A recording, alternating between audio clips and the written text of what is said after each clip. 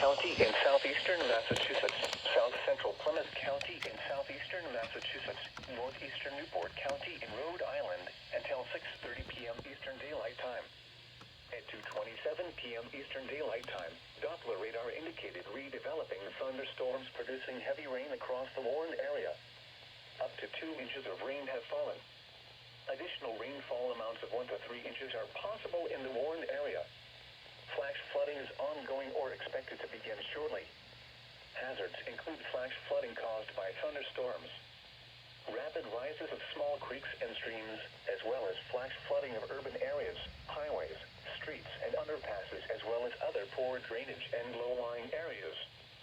Some locations that will experience flash flooding include New Bedford, Fall River, Dartmouth, Marion, Somerset, Fairhaven, Swansea, Tiverton, Westport, Rehoboth, Warren, Acushnet, Freetown, Mattapoisett, Rochester, and Little Compton.